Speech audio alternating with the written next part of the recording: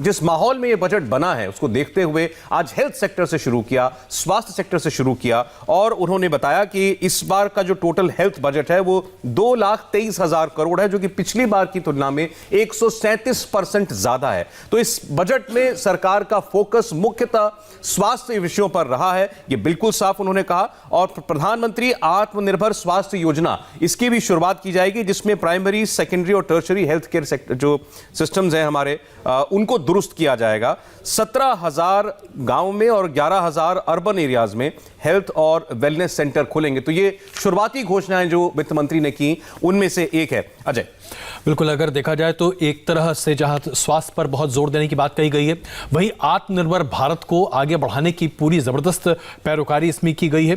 और सबसे बड़ी बात यह है कि कैपिटल एक्सपेंडिचर को बहुत ज्यादा बढ़ाने की बात की गई, यानी कि इंफ्रास्ट्रक्चर सेक्टर में बड़े पैमाने पर निवेश करने के लिए सरकार तैयार है। और हालांकि वित्तीय घाटा बढ़ रहा है, लेकिन सरकार ने अपने खर्च में, या यूं कहें कि जो एक्सपेंडिचर है सोशल वेलफेयर पर और तमाम अन्य क्षेत्रों में, कहीं कोई कटौती नहीं की है। सबसे प्रमुख बात यह है कि कोई नया कर नहीं लगाया गया है। कुछ चीजें महंगी और कुछ चीजें सस्ती जरूर की गई हैं, लेकिन उसे भी आप इस अगर परिप्रेक्ष्य से देखें कि विदेश से आयातित चीजों को महंगा किया गया है, लेकिन अगर कोई चीज, कोई वस्तु हिंदुस्तान में निर्मित है तो वो और पहले से सस्ता होगा। मोबाइल फोन जरूर आपके लिए महंगा हो जाएगा, लेकिन सोना चांदी अब सस्ता होगा, क्योंकि उसके ऊपर आपके लिए तमाम रियायतें दी जा रही हैं। लेकिन प्रमुखता अगर बात की जाए तो कृषि क्षेत्र में सरकार ने अपना जोर बड़े पैमाने पर सामने रखा है।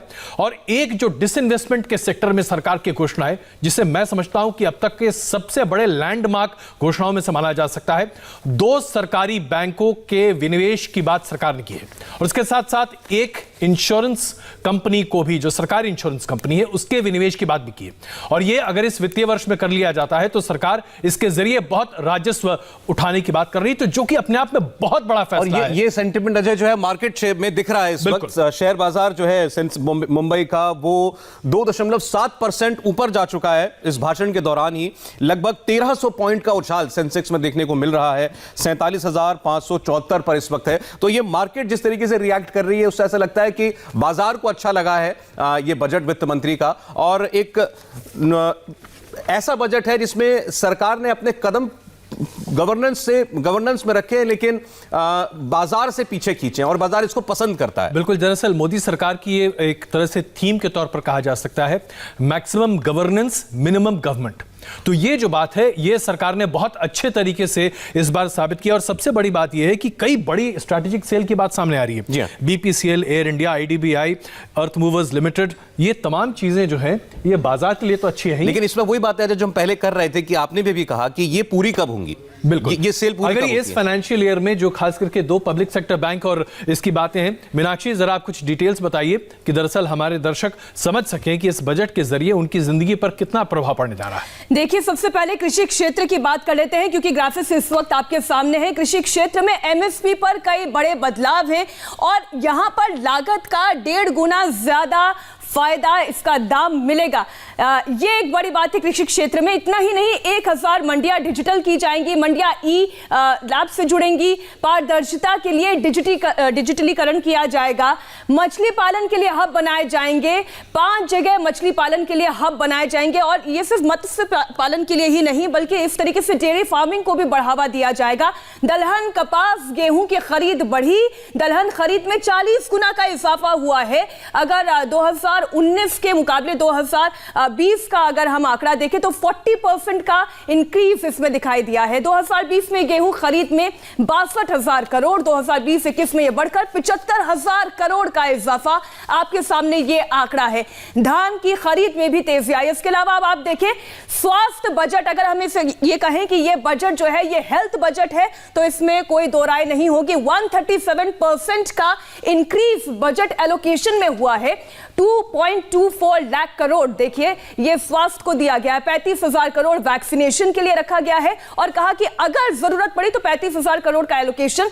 रेलवे की अगर बात की जाए तो 1.10 लाख करोड़, यहां पर सड़क के लिए, अच्छा जितने राष्ट्रीय राजमार्ग हैं उसमें अगर हम बात कर ले केरल की, बंगाल की, असम की, अब लोग ये कह सकते हैं कि ये तो चुनावी बजट हो सकता है, लेकिन नेशनल हाईवेज बनाने के लिए काम किया जा रहा है। जल जीवन मिशन की अगर हम बात करें तो यहां पर भी एक अच्छा एलोकेशन है। वायु प्रदूषण से निपटने के लिए देखिए एनवायरमेंटल की तरफ भी ध्यान पूरी तरीके से सरकार ने रखा है।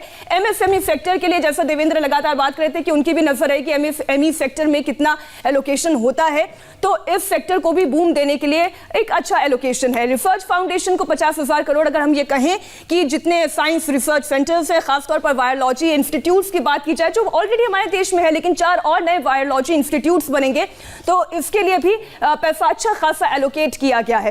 तो ये आप कह सकते हैं कि अछूता कोई नहीं रहा है, सारे सेक्टर्स को कुछ ना कुछ जरूर मिला है। इंफ्रास्ट्रक्चर पर भी काफी जोर दिया गया है बजट के अंदर, जैसा अभी मीनाक्षी ने बताया 4 राज्यों में, और ये इत्तेफाक नहीं हो सकता कि चारों राज्यों में चुनाव होने वाले हैं, वहां बड़े हाईवे प्रोजेक्ट्स की घोषणा की गई है। बहरहाल इसके अलावा रेलवे पर काफी जोर है। ये है चुनाव होना हो लेकिन सड़क बने।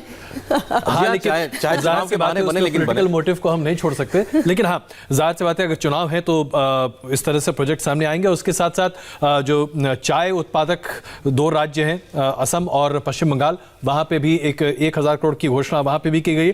तो चुनाव को भी इसमें एक तरह से समावेश किया गया। लेकिन जैसा कि आप नेशनल हाईवेज की बात कर रहे थे, नितिन गडकरी के मंत्रालय को अब बजटरी एलोकेशन पहले से कहीं ज्यादा बढ़ा दिया गया है। लगभग 12 से 14% का इंक्रीमेंट अगर सिर्फ नेशनल हाईवे प्रोजेक्ट्स को दिया जाता है तो ये अपने आप में बहुत बड़ा स्पेंड है। फिस्कल डेफिसिट जो है 6.8% रहने का अनुमान है इस बार। पिछले वर्ष की तुलना में ये कम हुआ है, पिछले साल 9.5% था। जो हम लगातार चर्चा कर रहे थे मेहमानों के साथ भी कि पैसे की जरूरत सरकार को इस बार बहुत ज्यादा, पैसा कहां से आएगा। तो फिस्कल डेफिसिट जो है वो जो टारगेट था 3-3.5% का, उससे तो बहुत दूर आ गया है। खैर, लेकिन वित्त मंत्री ने एक रोड मैप भी रखा है कि अगले 5 वर्षों में इसको वापस हमें पटरी पर कैसे लाना है। उन्होंने बताया कि कई स्रोतों से सरकार पैसा लेगी, बाजार से भी लेगी और जगहों से भी बोरोइंग करेगी। तो सरकार ने अपने कर्ज के जरिए पैसा तो लिया है, अब उसे वो खर्च किन जगहों पे कर रही है, जिसे हम कैपिटल इन्वेस्टमेंट कहते हैं, पब्लिक एक्सपेंडिचर, वो समझने वाली बात है। जिसमें इंफ्रास्ट्रक्चर के हमने कई पहलू आपको बताए हैं। तो सरकार जो बार बार कहा जा रहा था, मेहमानों के पास भी हम चलते हैं,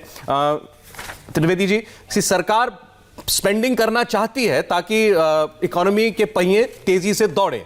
इस बजट में आप क्या समझे, फोकस कहां है खर्च का? देखिए, हर खर्चे के 2 पहलू होते हैं, केपेक्स और ओपेक्स।